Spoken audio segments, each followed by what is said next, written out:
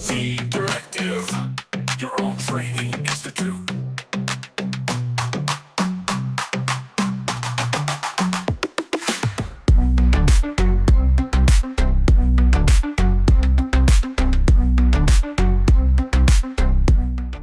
पिछली क्लासों में हमने सीखा कि किस तरह हम लोग प्लेन शेडर इस तरह का बना सकते हैं जो बिल्कुल मैट है, जिसकी रफनेस ज़्यादा है, और इस तरह का शेडर बना सकते हैं जिसकी रफनेस कम है तो ये थोड़ा ग्लॉसी है। उसके अलावा हम लोगों ने ये सीखा कि हम लोग यूवी मैप के ऊपर किस तरह एक टेक्सचर लगा सकते हैं, जिस तरह के हम लोग ने एक एक्सरसाइज की थी जिसमें हमने कार्टन का एक मटेरियल बनाया था। ये एग्जाम्पल मैंने आपको बताई थी। अब इस क्लास के अंदर हम लोग सीखेंगे कि किस तरह हम लोग पीबीआर मटेरियल किसी भी मैश के ऊपर लगा सकते हैं और उसको फोटो रियलिस्टिक बना सकते हैं। तो पीबीआर मटेरियल होता क्या है? अब मेरे पास ये एक वेबसाइट है ambientcg.com। यहाँ से आपको फ्री में पीबीआर मटेरियल्स मिल जाएंगे। तो पीबीआर मटेरियल्स जो होते हैं वो कुछ आपको इस तरह के नज़र आते हैं। आप देख सकते हैं काफ़ी रियलिस्टिक नज़र आता है। अब ये पीबीआर मटेरियल है क्या चीज़, और जब आप ये डाउनलोड करेंगे यहाँ से, आप कोई भी पीबीआर मटेरियल जो आपको पसंद है आप ले सकते हैं यहाँ से, इस वेबसाइट से। और इसका पैकेज, फुल एक पैकेज जिप फाइल होती है, आप उसको डाउनलोड कर सकते हैं, उसको अनजिप कर सकते हैं, और उसमें काफ़ी ज़्यादा दूसरी फाइल्स भी होती है। तो जेपैक वर्जन में भी है, पीएनजी में भी है। मैं पीएनजी में रेकमेंड करूँगा क्योंकि उसकी क्वालिटी अच्छी होती है। तो मैं आपको दिखा देता हूँ कि इसके फोल्डर में आपको वैसे मिलेगा क्या। तो मैंने एक ये डाउनलोड कर दिया था रॉक्स का मटेरियल। इसमें तो सबसे पहले आपको यहां पर ये देख सकते हैं कि रॉक्स का कलर मिलेगा। तो कलर एक्चुअली क्या होता है कि ये एक्चुअल इमेज होती है जो कलर्ड इमेज होती है। इसे हम एल्बिडो भी कहते हैं। तो ये आपको एक्चुअल लुक एंड फील देता है, उसका कलर, और जो पिक्चर जैसे होती है, जैसे हम लोगों ने कार्टन का मटेरियल लगाया था ना कलर के ऊपर, बेस कलर के ऊपर, तो उसी तरह वो कार्टन का जो टेक्सचर था वो कलर था। ये हमारे पास कलर दिया हुआ है, तो हमें ये बेस कलर पे ही लगाना होता है ब्लेंडर के अंदर। उसके अलावा जब आप यहाँ पर आते हैं, मैं इसको एक मिनट इसको मैं कर देता हूँ टू व्यू यहाँ से, ठीक है। और इस वाले को मैं बना देता हूँ शेडर नोड, शेडर एडिटर, ठीक। अब जैसे कि मेरे पास ये मंकी है, तो मंकी के ऊपर मेरे पास ये प्रिंसिपल BSDF है। बेस कलर जो मैंने आपको अभी दिखाया था ना, ये हम लोग उसका इमेज टेक्सचर बनाएंगे और उसको इसके अंदर लगा देंगे बेस कलर में। उसके अलावा हमारे पास क्या आता है? उसके अलावा हमारे पास होती है रफनेस। रफनेस क्या होता है? अगर आप इसको देखेंगे तो ये ब्लैक एंड वाइट इमेज है।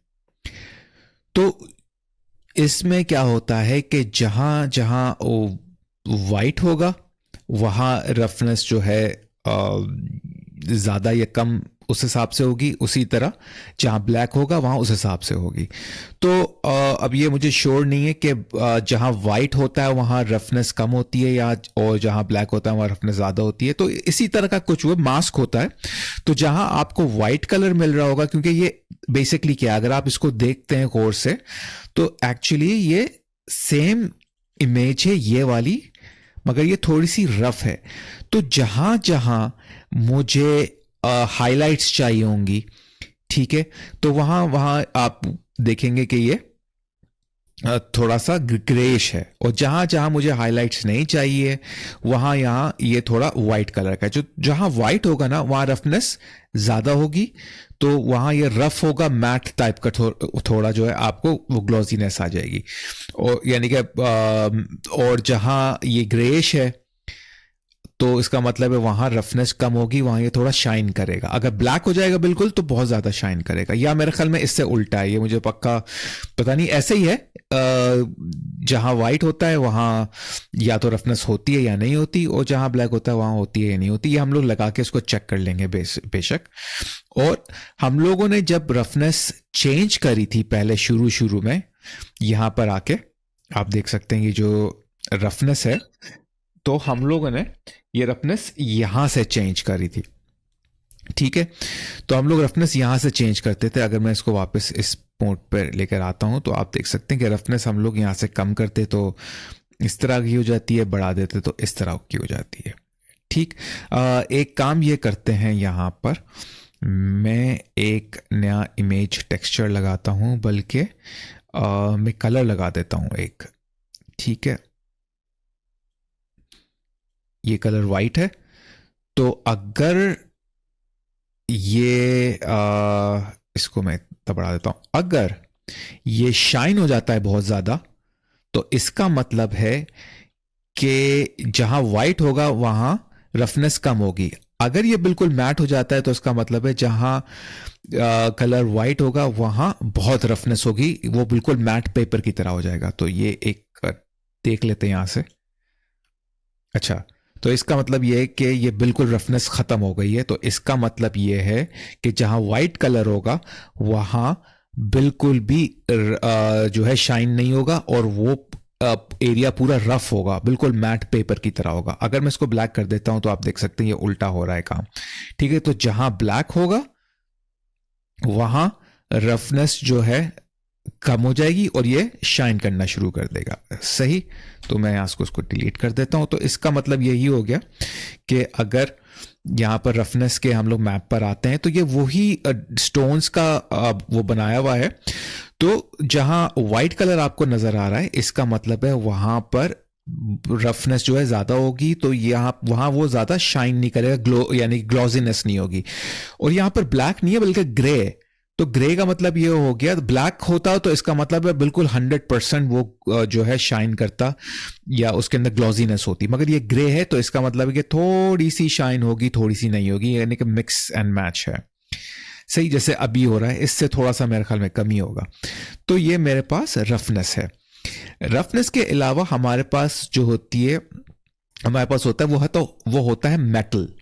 ठीक है, अब मेरे पास ये एक और जो है वो पीबीआर मटेरियल है, इसको मैं अनजिप कर देता हूं। ठीक है, और यहां से इसको हटा देता हूं। तो इस मेटल के अंदर मैं अगर आता हूं तो आपको इस तरह का एक मेटल का लुक देगा ये मटेरियल, जो हम लोग इसके ऊपर अभी लगा के एक्सपेरिमेंट करेंगे। तो आप यहां देख सकते हैं, यहां फिर भी मेरे पास जो है रफनेस दी हुई है। तो इस रफनेस को, ठीक है, अगर हम लोग कंपेयर करें, आप ये देख सकते हैं कि जहां जहां ये वाइट हुआ है, जहां जहां ये ग्रे हुआ है, वहां इस तरह का आपके पास वो आ रहा है, शाइन आ रही है। और जहां ग्रे हुआ ब्लैक हुआ वहां इस तरह की आ रही है। तो ये उस हिसाब से आपको रफनेस दे देगा। ठीक, तो इसको आप ऐसे इसको यूज कर सकते हैं। इसके अलावा मेरे पास जो है ओपेसिटी मैप भी है और मेरे पास मेटलनेस भी है। अब मेटलनेस क्या करता है? मेटलनेस जहां ब्लैक कलर होगा वहां मेरे पास बिल्कुल रिफ्लेक्शन नहीं होगा। ठीक है, आप यहां देख सकते हैं इस इमेज के अंदर कि जहां मेरे पास ये ब्लैक है, जो ये रेड एरिया है, ये बिल्कुल रिफ्लेक्ट नहीं कर रहा, और जहां मेरे पास ये वाइट है वहां ये 100% रिफ्लेक्ट कर रहा है। ठीक, तो ये मेटलनेस का एक मटेरियल होता है, जो मेटलनेस की जो नोड है ये वहां लगेगा। ये मेटलनेस की मेरे मेटालिक की जो नोड है वो यहां लगेगा। अभी मैं थोड़ी देर में आपको दिखाता हूं किस तरह ये नोड्स आप इसको फिट करते हैं। इसके अलावा मेरे पास ये एक तो अल्बीडो कलर हो गया, ये एक्चुअल इसका कलर है, जो इस चीज का कलर है।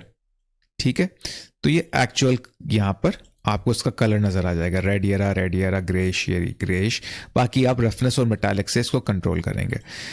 ठीक है, फिर मेरे पास होता है डिस्प्लेसमेंट। डिस्प्लेसमेंट क्या करता है कि जो एरिया यहां पर आपको वाइट नजर आ रहा है ये अपने सरफेस से रेज्ड हो जाएगा, यानी कि ऊपर की तरफ उठेगा। जब वो ऊपर की तरफ उठेगा तो आपको एक 3D-ish बम्पी फीलिंग आएगी।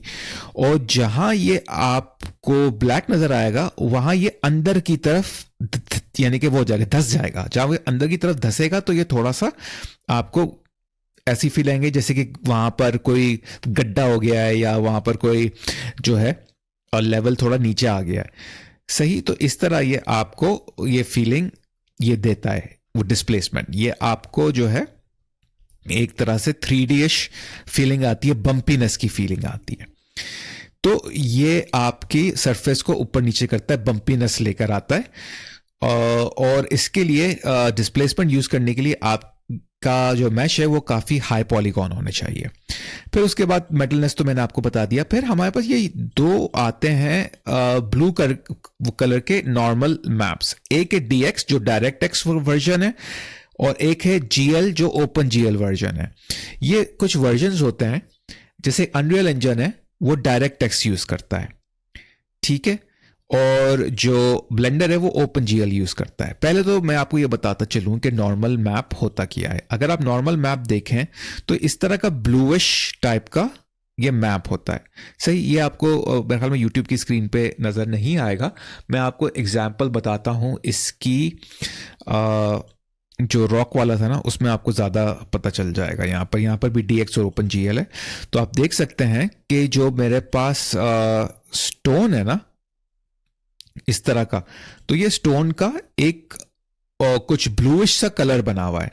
ये असल में है क्या, ये डिफरेंट कलर्स इस पे दिए हुए हैं, और हर कलर जो है वो एक अलग डायरेक्शन में जा रहा है। तो ये क्या करता है, जब लाइट आपके मैश पे स्ट्राइक होती है ना, तो ये उन कलर्स की मदद से उस लाइट को डिफरेंट डायरेक्शंस में जो है डाइवर्ट करता है। तो एक रियलिस्टिक, फोटो रियलिस्टिक सी फीलिंग आती है कि आपका जो टेक्सचर है वो रियल है, यानी कि उसकी बम्पीनेस है। ये डिस्प्लेसमेंट से मुख्तलिफ है। डिस्प्लेसमेंट आपके सरफेस, मैश के सरफेस को ऊपर नीचे कर देता है, यानी कि उसको बढ़ा देता है या कम कर देता है, तो आपको थोड़ा ऊपर नीचे वाली फीलिंग आ रही होती है। यहां ये लाइट को रीडायरेक्ट कर रहा होता है, तो ऐसा लगता है कि उस जगह पे या तो सरफेस ऊपर है इसलिए लाइट जो है वो बाउंस बैक कर रही है, और या फिर वो सरफेस नीचे है इसलिए वो लाइट अब्सॉर्ब हो रही है। तो ये लाइट को ना डिफरेंट डायरेक्शन में डाइवर्ट करने के लिए ये नॉर्मल मैप इस्तेमाल होता है। तो इसके दो वर्जन होते हैं, डायरेक्ट एक्स और ओपन GL, और ब्लेंडर जो है वो ओपन GL यूज करता है। अगर आपके पास ओपन GL नहीं है, डायरेक्ट एक्स है, तो उसका भी मैं एक तरीका बता दूंगा उसको हल करने का, ठीक है। तो ये मेरे पास हो गया। वापस चलते हैं वो मटेरियल वाली इस पे, मेटल वाली एग्जाम्पल पे। अब हमारे पास रफनेस तो मैंने आपको बता दिया, ये रहा रफनेस। अब हमारे पास एक यहां पर आता है ओपेसिटी मैप। ओपेसिटी मैप कभी कभार ये यूज होता है, और इसका काम क्या होता है कि जहां पर आपको ब्लैक कलर मिलेगा वहां पर जो है आपको वो कलर यानी कि उस सरफेस को ये कवर कर देगा, और जहां ये वाइट होगा वहां से जो है ओपेसिटी आ जाएगी, वहां ये चीज इनविजिबल, ट्रांसपेरेंट हो जाएगी, जैसे मास्किंग होती है फोटोशॉप में, उसी तरह ये काम देता है। सही, तो ये आपको समझ में आ गया होगा। अब हम लोग सीखते हैं कि ये सारे जो हमारे पास मटेरियल्स हैं, ये जितने भी हमारे पास जो PBR मटेरियल्स हैं वो किस तरह हम इस पर अपने ब्लेंडर पे लगाएं। तो मेरे पास एक और है, इसको भी देख लेते हैं। तो इसको भी मैं यहां पर इसमें कर देता हूं, ठीक है। जिप फाइल को डिलीट कर देते हैं। तो इसमें भी मेरे पास इस तरह का मटेरियल है, ठीक है। इसमें भी आप देख सकते हैं कि मेरे पास कलर है, डिस्प्लेसमेंट है, और मेरे पास दोनों वर्जन है नॉर्मल मैप के, और फिर मेरे पास रफनेस भी है। तो पहले हम लोग इसको जो है ना लगाते हैं बैकग्राउंड, ये जो अब हमारा जो बैकग्राउंड है ना इसके ऊपर लगाते हैं। तो मैंने इसको सेलेक्ट कर लिया है, और मेरे साथ ही यहाँ पर ये ऑप्शन आ गई है। पहले मैं आपको दिखाऊंगा कि किस तरह आप ये मटेरियल जो है मैनुअली लगा सकते हैं, फिर मैं आपको उसका ऑटोमेटिक मेथड बताऊंगा, ऑटोमेटिकली कैसे कर सकते हैं। तो पहले तो आपको यहाँ पर कलर चाहिए होगा, तो मैं यहाँ पर Shift-A प्रेस करके जो टेक्सचर पे जाके इमेज टेक्सचर यहाँ पर ले आऊँगा। ये रहा मेरा इमेज टेक्सचर, मैंने यहाँ रख दिया। ओपन कर लेता हूँ, और मैं मटेरियल की फोल्डर में जाके वो कलर उठा के लगा देता हूँ यहाँ पर। फिर मैं इसी कलर को यहाँ पर इनपुट दे देता हूँ। अब ये मेरे पास आ गया है इस वक्त फ़िलहाल, मगर ये बहुत ही ज़्यादा जो है कुछ बड़े साइज़ का आ रहा है। तो पहले तो मैं ये एक काम ये करता हूँ कि इसके ऊपर मुझे लगाना होगा एक vector node, texture node vector के साथ, ताकि ये मैंने लास्ट क्लास में जो आपको सिखाया था ना उसी तरह, ताकि हम इसका साइज या हम इसका साइज जो है बड़ा और छोटा कर सकें। ठीक है, तो सबसे पहले तो मुझे एक नोड यहाँ पर चाहिए। शिफ्ट ए प्रेस करता हूँ, सर्च करता हूँ टेक्सचर कोऑर्डिनेट को, कोऑर्डिनेट टेक्सचर कोऑर्डिनेट ये रहा मेरे पास, मैं यहाँ लगा देता हूँ। फिर उसके बाद मुझे यूवी मैप का चाहिए, और फिर मेरे पास वो वेक्टर में होगा यूवी मैप, मैपिंग ये रहा, ठीक है। और मैं यहाँ इसको लगा देता हूँ। पहले तो ये है कि ये वाला जो यूवी नोड है ये वेक्टर में चला जाएगा, ठीक है, और ये वाला वेक्टर यहाँ इस वेक्टर में आ जाएगा, ठीक है। अब मैं क्या है कि मैं इसके साइज को कंट्रोल कर सकता हूँ। यहाँ पर साइज में इसको कर देता हूँ 5, इसको व्यू y को भी कर देता हूँ 5। z की ज़रूरत नहीं है मेरे ख्याल में, या मैं इसको भी देख लेता हूँ। हाँ, z की मेरे ख्याल में ज़रूरत नहीं पड़ेगी क्योंकि ये 2 डायमेंशनली इस पे काम करता है, तो इसकी ज़रूरत नहीं है। अब ये मेरे पास इस तरह का नोड एक आ गया है, जो मैं जितने बाकी भी मैं लगाऊंगा ना उसी पे इसको भी मैं यूज़ करूंगा, ताकि सब, क्योंकि जितने भी नोड्स हैं वो असल में यही साइज इमेज का यूज़ कर रहे हैं, यही पैटर्न इमेज का यूज़ कर रहे हैं, बस इमेज का लुक चेंज हो रहा है। अब मैंने ये तो लगा दिया। अब इसके बाद मुझे चाहिए मेटल का, ठीक है। अब मेटल का यहाँ पर दिया हुआ है या नहीं है? हमारे पास मेटल नहीं है, हमारे पास रफनेस है। तो अब एक काम ये कर सकते हैं कि अगर मैं ड्रैग एंड ड्रॉप यहाँ करता हूँ तो ये और आसानी से इधर लग जाएगा, ठीक है। तो मैं इसको रफनेस पे ले आता हूँ और आप देख सकते हैं ये उसी तरह से रफ हो गया है। मगर क्या है कि ये साइज वो नहीं आ रहा, तो वही साइज लेने के लिए जो इसका साइज है मैं इसी वेक्टर नोड को यहाँ पर लगा देता हूँ। तो अब ये वो साइज यहाँ आ भी गया, यहाँ पर भी वो साइज आ गया है, सही। अच्छा, एक चीज़ आपने ये नोट करनी होगी कि जितनी भी ये इमेज है, ये जो मैंने अभी रफनेस लगाई है यहाँ पर, ये आप देख सकते हैं ये कलर्ड नहीं है, इसमें कोई कलर ही नहीं है। तो इसलिए जो कलर स्पेस है ना रफनेस की, मैं उसको चेंज कर दूंगा यहाँ पर नो कलर को, ठीक है, no colour, none colour, sorry, ठीक, वो मैंने चेंज कर दिया। यहाँ पर थोड़ा सा बेहतर हो गया उसकी वजह से। ये तो कलर्ड है तो इसको मैं नहीं छेड़ूंगा, ठीक है। अब मेरे पास दूसरी क्या आती है यहाँ पर? अच्छा, अब मेरे पास बाकी यहाँ रह गया है डिस्प्लेसमेंट, और यहाँ मेरे पास रह गया है ये OpenGL नॉर्मल मैप। मैं OpenGL नॉर्मल मैप को यहाँ पे ले आता हूँ, और जैसे मैं ये लगाऊंगा तो आप ये नोट करिएगा कि सरफेस पे थोड़ा सा 3D-ish फीलिंग आना शुरू हो जाएगी, ठीक है। मैं यहाँ रखता हूँ उसको। पहले तो मैं यही वेक्टर नोड इस पे लगा देता हूँ कि साइज एक्चुअली इसका हो।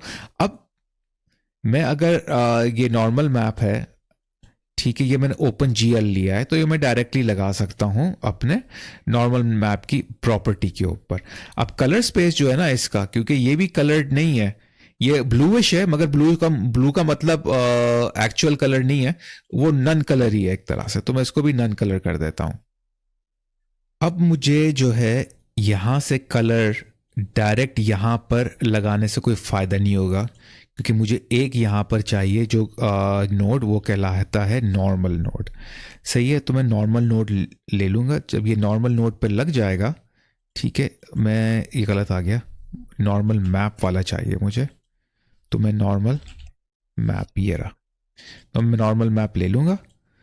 फिर पहले तो इसको अगर मैं यहाँ लगाता हूँ, आप देखिएगा कि कोई इतना फ़र्क नहीं पड़ रहा, ठीक है। आप यहाँ देख सकते हैं कलर भी थोड़ा सा अजीब सा हो रहा है। अगर मैं इसको इसके बीच में लेकर आता हूँ तो आप देखेंगे कि थोड़ा सा 3D फीलिंग भी आ रही है, सरफेस भी थोड़ा सा ऊपर नीचे की तरफ हो रहा है, ठीक है। और वो थोड़ा रियलिस्टिक टाइप का भी लग रहा है। अच्छा, मैं अभी हूँ मटेरियल मोड में, मैं आ जाता हूँ रेंडर मोड में ताकि आपको और अच्छी तरह से रिजल्ट इसका सामने आता रहे। सही, तो यहाँ आप देख सकते हैं और आ रहा है। अब मैं इसकी स्ट्रेंथ भी जो है ना, इसकी कम और ज़्यादा कर सकता हूँ। ठीक है, तो ये आपके ऊपर डिपेंड करता है कि कितनी आपने इसकी स्ट्रेंथ रखनी है। तो मैं इसको 5 कर देता हूँ। तो आप देख सकते हैं कि ये जो इसके ऊपर रिफ्लेक्शन आ रहा है ना, आप देख सकते हैं कैसा जो रिफ्लेक्शन है वो थोड़ा नॉइजी आ रहा है, क्योंकि वो सरफेस ऊपर नीचे 3D बम्प उस पर आ गया है। अगर मैं इसको स्ट्रेंथ 0 कर देता हूं तो आप देख सकते हैं कि वो नॉर्मल हो गया है।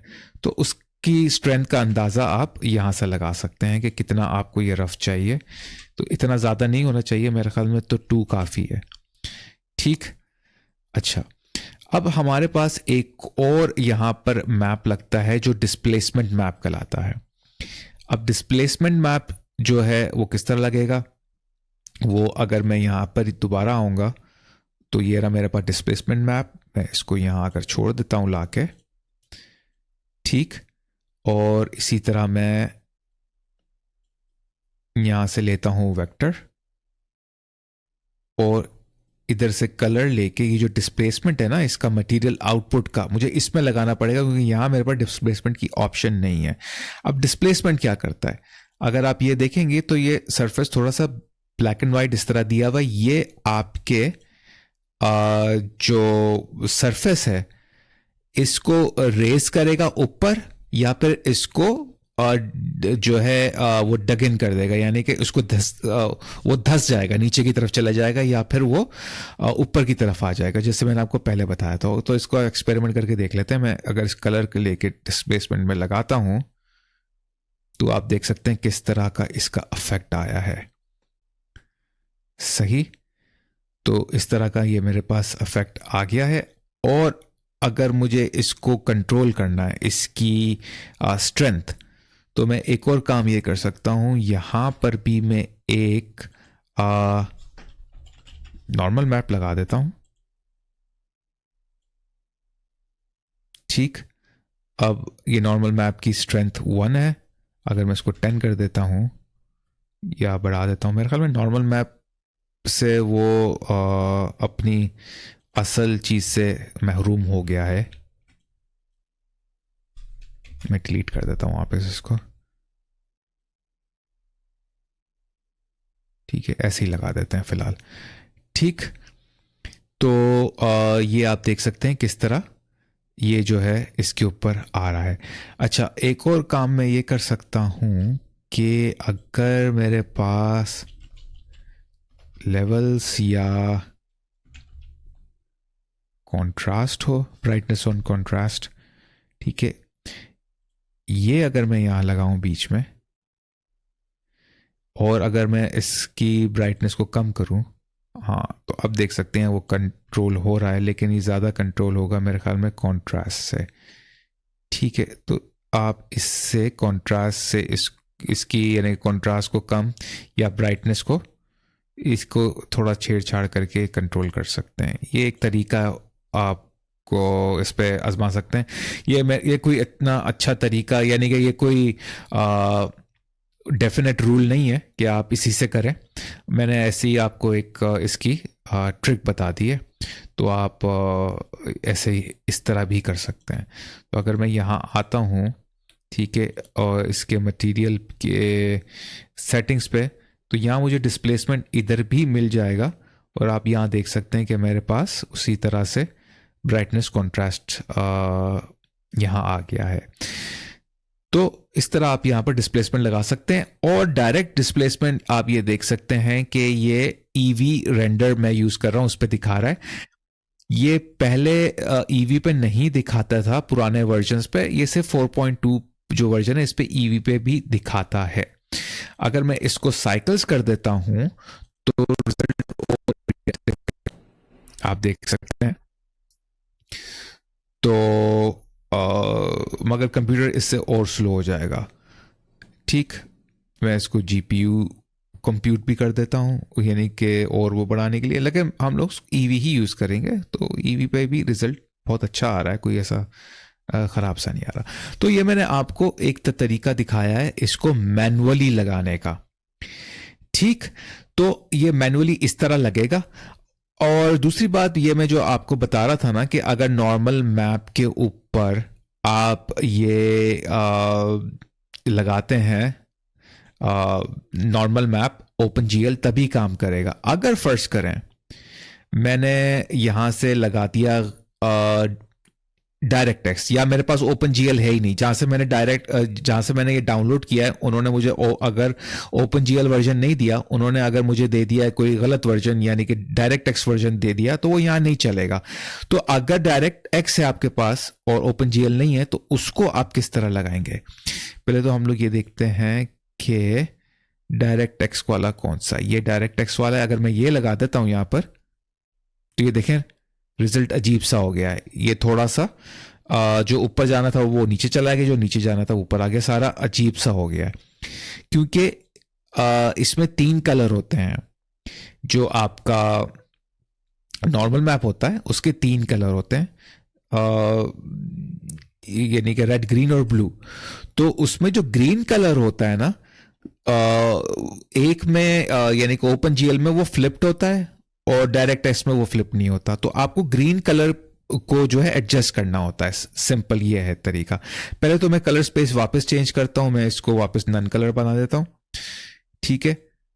तो ये आप देख सकते हैं इस तरह आपको रिजल्ट आ गया। अगर मैं इसको sRGB ही रहने देता हूं, और इसके बाद इसको आपको सिर्फ एग्जांपल दिखाने के लिए क्या करना होगा, मुझे यहां पर आके मुझे सिंपली एक नोड लगाना होगा बीच में, और वो नोड मुझे मिल जाएगा शिफ्ट A और कलर और RGB कर्व मिल जाएगा। मैं यहां बीच में लगा दूंगा, सही। तो मैंने क्या आपको बताया था कि ग्रीन कलर जो है वो फ्लिप्ड होता है, बाकी कलर वैसे ही होते हैं। तो मैं ग्रीन कलर पे आता हूं, इसको ऑपोजिट कर देता हूं, यानी कि आप ये इसका हिस्टोग्राम देख सकते हैं। तो इसको ऑपोजिट कर दूंगा, ग्रीन को इन्वर्ट कर दूंगा। तो ये इसको नीचे कर दूंगा और इसको ऊपर कर दूंगा। अब आप देख सकते हैं कि रिजल्ट मेरे पास वैसे ही ठीक आ गया है, सही। तो ये आपके जब आ जाएगा, आप इस कलर स्पेस को वापस नन कर देंगे तो आपका कलर सही हो जाएगा, ठीक। तो ये आप इस तरह, अगर आपके पास ओपन जीएल नहीं है और जहां से आपने डाउनलोड किया है वहां उन लोगों ने सिर्फ आपको डायरेक्ट टेक्स्ट दिया है, तो इस तरह आप डायरेक्ट टेक्स्ट को भी कन्वर्ट करके यानी कि रिवर्स करके लगा सकते हैं। तो ये इसकी एक ट्रिक है। तो ये था मैनुअल मेथड। अब हम लोग इस मंकी के फेस के ऊपर मटेरियल लगाते हैं, मगर एक एड ऑन यूज करके जो ब्लेंडर में बिल्ट इन होता है। उस एड ऑन के थ्रू आपको ये मैनुअली पूरा बनाना नहीं पड़ेगा। अच्छा, एक और चीज ये है कि अगर ये कुछ मूव कर रहा है ना यहां से ज्यादा, तो क्या होता है कि आपको थोड़ी सी अनोइंग एक फीलिंग आती है। तो आप क्या कर सकते हैं, इसको थोड़ा एडजस्ट करने के लिए यहां मुख्तलिफ फ्रेम्स लगा सकते हैं। जैसे कि फर्ज करें मैंने इसको सेलेक्ट किया, ठीक है, और मैंने यहां पर फ्रेम व्यू पे जाके ऐड पे जाके और लेआउट पर आके मैंने चूज कर लिया फ्रेम, और उसके बाद मैंने यहां पर एक फ्रेम लगा दिया। इस फ्रेम को मैं बड़ा कर देता हूं इस तरह।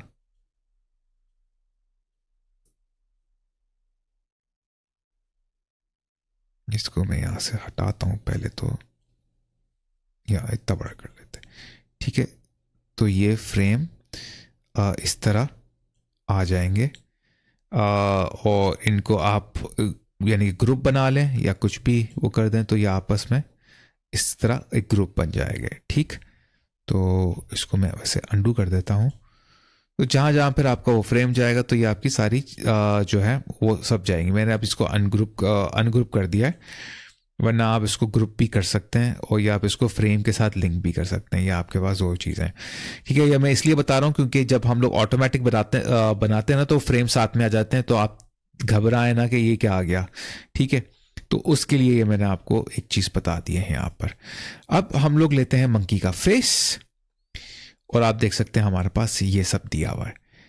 अब मैं क्या करूंगा कि पहले तो वो एड ऑन जिसके बारे में आपको बता रहा था ना, वो मैं देखता हूं कि कहां से इंस्टॉल होगा।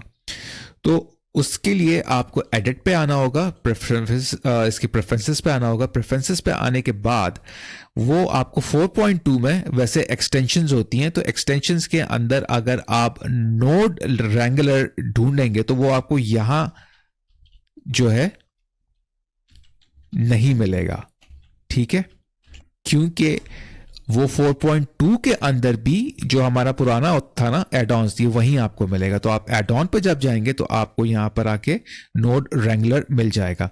मेरा चेक हुआ हुआ है ऑलरेडी, आपका अगर चेक नहीं हुआ हुआ आप इसको चेक कर सकते हैं सिंपली, और फिर यहां पर आके इस बर्गर मेन्यू आइकन पे आके इसको सेव कर सकते हैं। मेरा ऑटो सेव है, मुझे करने की जरूरत नहीं, लेकिन तब भी मैं आपको बता रहा हूं, सेव कर दें और इसको बंद कर दें।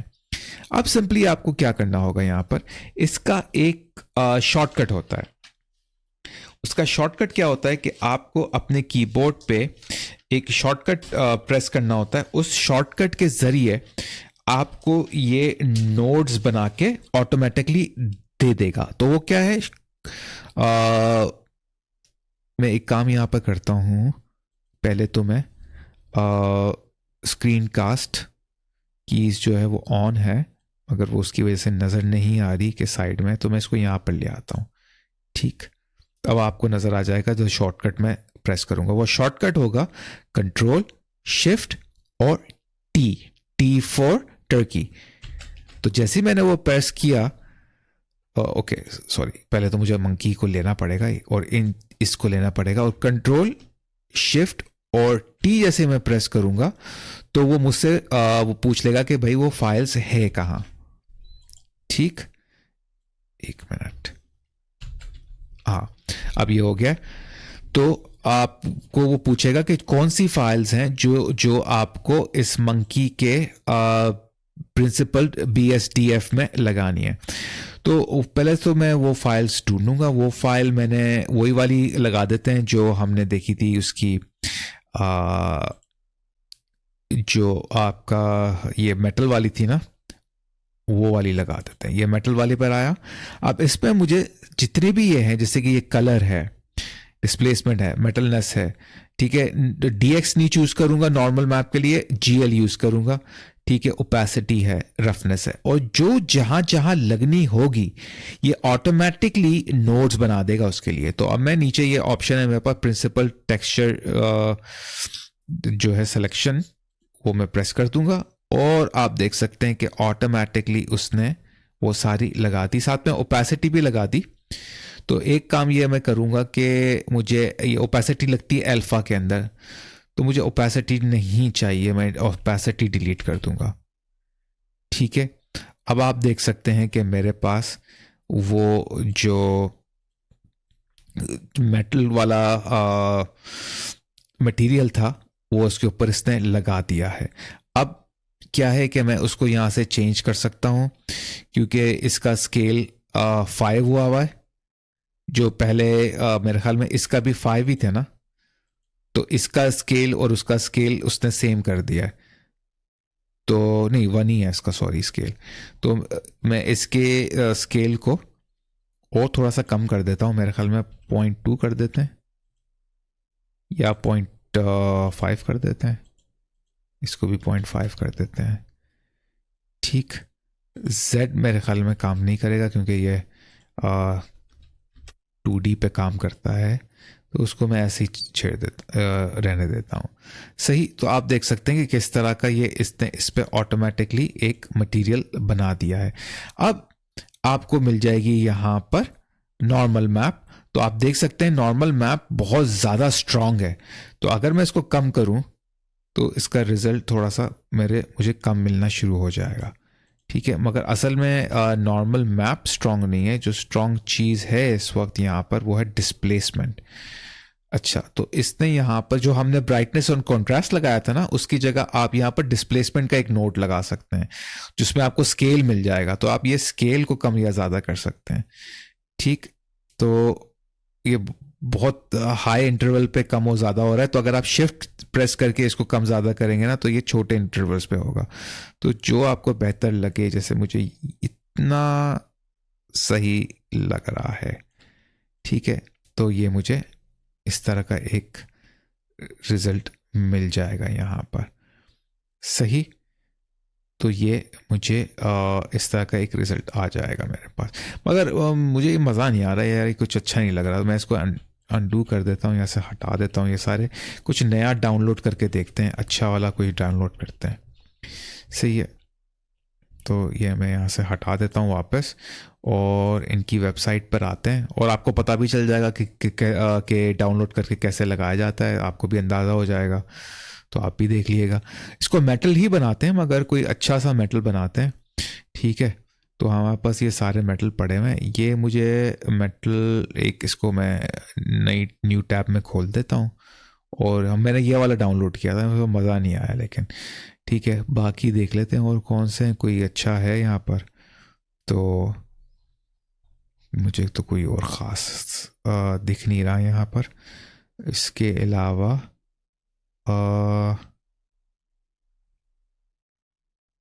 मेरे ख्याल में मैंने ये किया है ना, हाँ, ये इसको डाउनलोड कर लेते हैं, PNG 2K यहाँ डाउनलोड कर लेते हैं। ठीक है, ये डाउनलोड हो गया। अब मैं यहाँ पर आके इसी मटेरियल को चेक कर लेते हैं कि किधर है, ये रहा, और इसको एक्सट्रैक्ट कर लेते हैं, और इसको मैं यहाँ से डिलीट कर देता हूँ। अच्छा, अब देखते हैं हमारे पास क्या क्या है। हमारे पास जो है कलर है, डिस्प्लेसमेंट है, मेटलनेस है, और हमारे पास रफनेस है, और ये ओपन जीएल वाला जो हमारे पास वो है। ठीक है, तो मैं इसको यहाँ से क्लिक करता हूँ, कंट्रोल शिफ्ट टी प्रेस करता हूँ, और फिर ये उसी फोल्डर में आ जाएगा जो पहला वाला, तो वहाँ से निकल के मेटल वाले फोल्डर में जाता हूँ जो अभी हम लोगों ने डाउनलोड किया है। ठीक है, आप यहाँ के क्लिक करके ना थंबनेल भी यूज़ कर सकते, देख सकते हैं कि क्या है। मैं इसको वापस ये ले लेता हूँ, मैं कलर लेता हूँ, डिस्प्लेसमेंट लेता हूँ, मेटल लेता हूँ, और नॉर्मल ओपन जीएल वाला लेता हूँ, रफनेस लेता हूँ। ओपेसिटी यहाँ है नहीं तो कोई मसला नहीं बना, लास्ट टाइम ओपेसिटी ने काम ख़राब कर दिया था, मगर हमने डिलीट कर दिया, कोई इशू नहीं है। अच्छा, अब काफ़ी इस तरह का स्ट्रॉन्ग रिजल्ट दे रहा है। तो डिस्प्लेसमेंट हमेशा स्ट्रॉन्ग ही आ रहा है। तो आप क्या कर सकते हैं, जहाँ पर भी डिस्प्लेसमेंट आपको मिल रहा है ना इसका मंकी का, तो आप क्या करें, उसको सिंपल आके यहाँ पर कम कर दें, मेरे ख्याल में 0.05 कर देते हैं। ठीक, या थोड़ा सा बढ़ा के देखते हैं कैसा है। हाँ सही है, 0.05 या 0.06। तो अब मेरे इसको डीसेलेक्ट कर लेता हूँ, तो मंकी का अब ये काफ़ी मुझे एक अच्छा सा एक रिज़ल्ट आ रहा है। इसको अगर मुझे थोड़ा सा बढ़ाना है इसके स्केल को, तो मैं स्केल बढ़ा देता हूँ। लास्ट टाइम मैंने स्केल कम कर दिया था क्योंकि वो बहुत यानी कि उस पर दिखा रहा था। अब मैं इसको थोड़ा बढ़ा देता हूँ, मैं इसको 3 कर देता हूँ, और इसको भी 3 कर देता हूँ। अब थोड़ा सा ये बेहतर लग रहा है। सही, तो मेरे पास अच्छा सा एक ये मंकी आ गया है, और कैमरे पे देखते हैं कि किस तरह लग रहा है। अच्छा, तो फिलहाल अब मेरा जो है ना सारा काम यहाँ पर हो गया। मैंने सारे आपको दिखा दिया है कि अगर आप फर्ज करें कि इस तरह बना रहे हैं मैनुअली, तो मैनुअली भी बना सकते हैं, और अगर आप ऑटोमेटिकली नोड रैंगलर से बना रहे हैं तो इस तरह ये आपका ऑटोमेटिक भी बन जाएगा। बात और तरीका वही है। यहाँ एक काम ये कर देते हैं, जो हमारा, एक मिनट, इसको मैं यहाँ से हटा देता हूँ अभी फ़िलहाल। अगर मैं यहाँ होता हूँ, ये ब्राइटनेस कॉन्ट्रास्ट है ना, इसको हटा देता हूँ और यहाँ पर लगा देता हूँ डिस्प्लेसमेंट। ठीक है, जो फ्लोर है ना उसके ऊपर, लास्ट टाइम मैंने सही नहीं लगाया था, ये होना चाहिए। ठीक है, तो ये कलर नॉर्मल यहाँ से आ जाएगा इसका डिस्प्लेसमेंट का, और डिस्प्लेसमेंट में भी ये जो कलर स्पेस है ना, ये भी नन कलर ही रहेगी। ठीक है, और ये आ जाएगा डिस्प्लेसमेंट के ऊपर। ठीक, अब यहाँ से मैं इसकी हाइट को बढ़ा सकता हूँ, स्केल को सॉरी बढ़ा सकता हूँ, कम कर सकता हूँ, ये आपके ऊपर है। आप देख सकते हैं कि किस तरह लाइट जो है ना वो हो रही है, अफेक्ट हो रही है जब मैं इसकी स्केल को कम और ज़्यादा कर रहा हूँ। सही, तो आप ये देख सकते हैं किस तरह इस पर काम होता है। ठीक, इसको 1 कर देते हैं। अच्छा, एक और चीज़ ये है कि ये सबसे ज़्यादा उस वक्त काम करेगा जब इसके ऊपर ज़्यादा से ज़्यादा जो है वो पॉलीगॉन्स होंगे, ये ज़्यादा से ज़्यादा यानी सब डिवाइडेड होगा। तो अगर मैं यहाँ पर इसको सॉलिड उस पर जाता हूँ और टैप प्रेस करता हूँ, तो आप देख सकते हैं इस पर बिल्कुल भी ज़्यादा वो नहीं है, ये पॉलीगॉन्स नहीं है, ये बहुत ज़्यादा फ्लैट है। तो मैं बैकग्राउंड को सेलेक्ट करता हूँ और सब डिवाइड करता हूँ 2-3 दफ़ा। ये हुआ नहीं, 1 मिनट।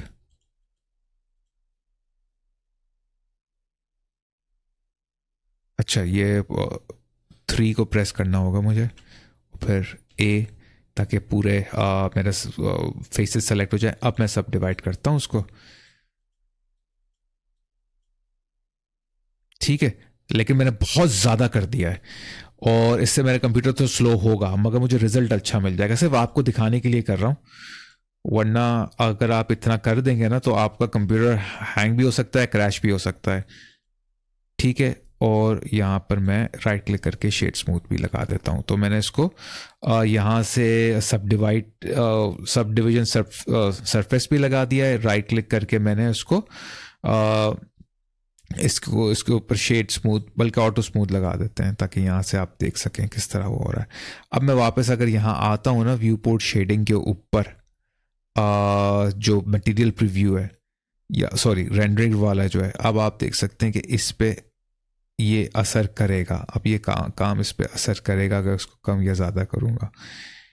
ठीक है, तो ये एक इसका आप ये देख सकते हैं कि जितना ये ज़्यादा होगा उतना इस पे अच्छी तरह से सब जो डिस्प्लेसमेंट है ना, ये काम करेगा। ठीक है, अगर मैं इसको sRGB करता हूँ तो क्या हो जाता है? नहीं, कुछ भी नहीं होगा, रहेगा तो वही क्योंकि इस पे कलर ही नहीं है ना, नन कलर है। तो डिस्प्लेसमेंट इस तरह इसके ऊपर ही आ जाएगी। यहाँ हाइट अगर मैं बढ़ाऊँ तो क्या होगा? नहीं, कुछ नहीं होगा। ऐसे ही मंकी वाला देख लेते हैं। मंकी वाले पे डिस्प्लेसमेंट लगा हुआ है। अच्छा, और मैंने यहाँ क्या लगा दिया है? मैंने भी डिस्प्लेसमेंट ही लगाया है, मगर ये थोड़ा डिफरेंट क्यों हो रहा है फिर? 1 मिनट। अच्छा, सही सही सही।